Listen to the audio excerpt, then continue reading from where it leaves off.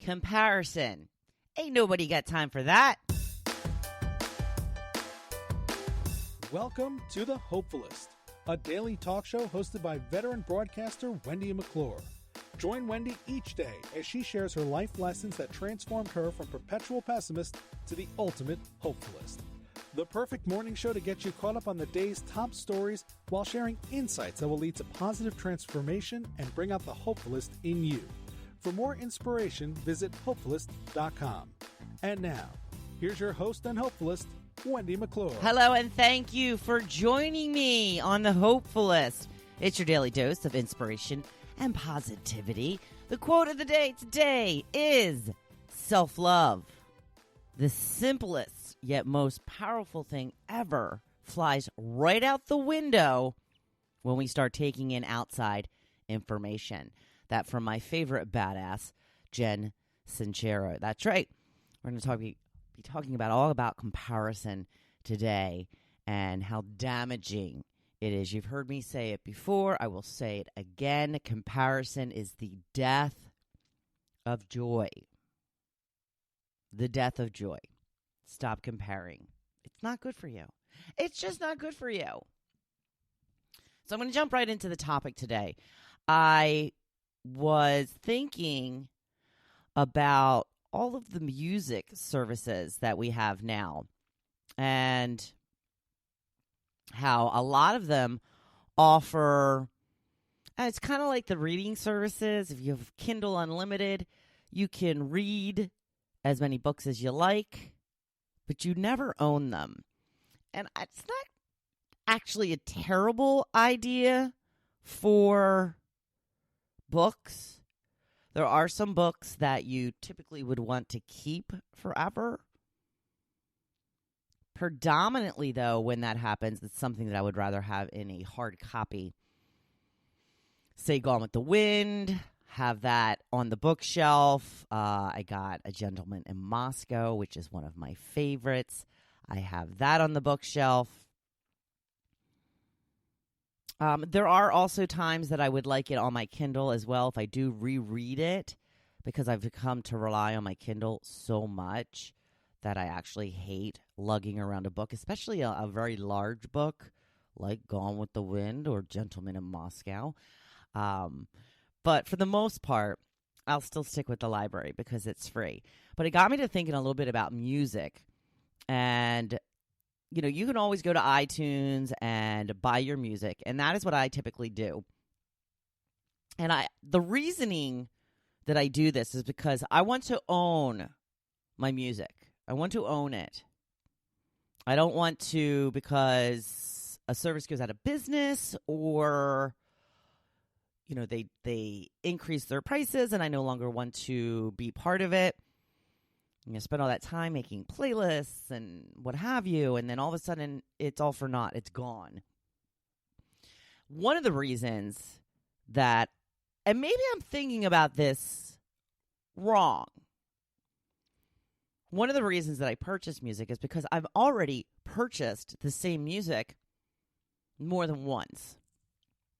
I have so many CDs that I can now not listen to because I have nothing to listen to them on. I do still have a CD player in my car, which I have a feeling this will probably be the last car I have with a CD player because they're just not making them anymore. So I have a ton of CDs that I have also purchased on iTunes. So now I have purchased these albums twice.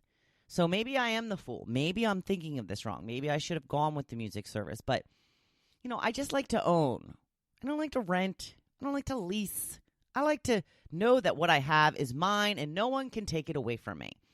The same thing with my cars. I still don't lease cars. I still purchase and finance cars. I don't like somebody coming to me after 2 or 3 years and saying, okay, if you would like this car, you owe us $14,000. No, thank you. I am leasing my phone because I had no other choice.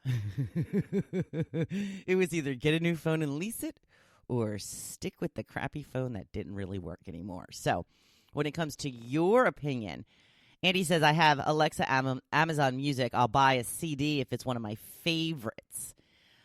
Jody says Spotify, Sirius XM, and I try to buy records when I can. Unlike my teenage self, I can't justify paying a lot for an LP. Adulting changes you. It sure does, doesn't it? Vanessa says, I don't buy music from a store, but I did just purchase something from iTunes. Marcy says, my son converted me to Spotify about a year ago. I love it. I can even hear the Hopefulist there. Thank you, Marcy. Mandy says, I've been known to buy every now and then. Michelle listens to Amazon Music. Mark does Pandora One. I'm guessing that's a premium service of Pandora. Kimmy says that she buys. Marnie says that she goes through Spotify.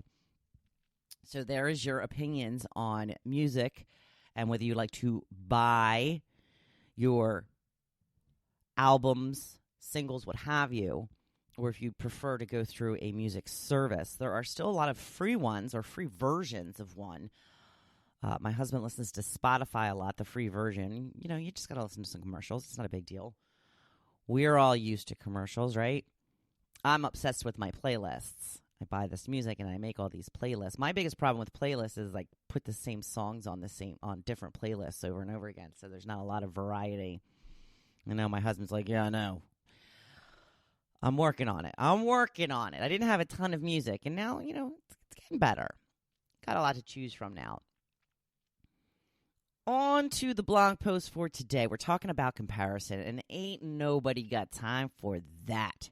A very interesting picture that I posted today with the blog of an apple in a mirror, and it looks perfect in the image in the mirror. But if you look from behind, there's a big old bite out of it. I mean a big old bite. I don't know who bit that apple, but they got one big mouth, I'll tell you that. You will never get the right mindset by comparing yourself to others. Not only does what others have, do, or get have no bearing on your life. Think about that for a minute. No matter what your neighbor has, it doesn't make your life better or worse. Even if it did, which it doesn't, it's all an illusion, just like this picture. Doesn't matter if it's social media, what you see over the fence into your neighbor's life, or your coworker only talking about the good in their life. You aren't seeing the whole or real picture, just like the apple. In reality, it isn't all what it seems. Would you buy an apple with a big old bite out of it in the store? No, of course not. So don't buy into the illusion that people's lives are as they appear either. No one has a perfect life. Everyone has problems and issues. You don't always see the messiness of real life. So stop the comparing, since you don't know the real story and the whole picture. It reminds me a little of the overnight success syndrome. Most of the time, overnight success stories are in actuality a story that has been unfolding for many years with a lot of work, sweat, and tears along the way. Then suddenly, if you're lucky and you keep at it, all that work will pay off and you will become successful. But no one saw the work you did for years to get where you are. They only see how good your life is now due to your success. Again, all an illusion. I recently posted a list of accounts I follow on Instagram because it's so much more uplifting and empowering than my Facebook feed. If you haven't gotten that list, sign up for my newsletter at hopefulist.com/subscribe. When I spend time on Instagram, I feel good, positive, and ready to tackle what I need to in order to get where I want to go. When I get done scrolling through Facebook, I feel stressed, anxious, and sometimes downright angry. I need, as do you, to surround myself with people who will root for me, cheer me on, and give me information that will empower me rather than insult me and feel less than. Let's face it, we all spend too much time on social media. It is addicting and hard to quit, but I beg of you to lessen the amount of time you spend there. It's the number one source of comparison, and it's just not real. But it seems real in our brains. It seems real in our brains, that is, and our brains perceive it as real. So limit it as much as you can. Even just watching TV, it's a source of comparison. If you watch, and I'm throwing this out there because you all get what I mean, lifestyles of the rich and famous, or even the Keeping Up with the Kardashians, or what have you, you will inadvertently compare your life to theirs. It makes your brain feel like there is something wrong because you don't have the same things. It's so easy to compare the lifestyle, but no one remembers or pay attention to the work that was likely involved in attaining that life. I'm not saying everything you see was worked hard for, but you're still signaling to your brain that you don't have enough. It's not good. Women often compare our appearance to other women as well. This is so dangerous. I will literally go to the beach and be sad that I don't look as good as the 21-year-olds strutting around in their bikini. It's ridiculous. There's no way I'm going to compare a 50-year-old body to a 21-year-old body in any positive way. So just don't do it.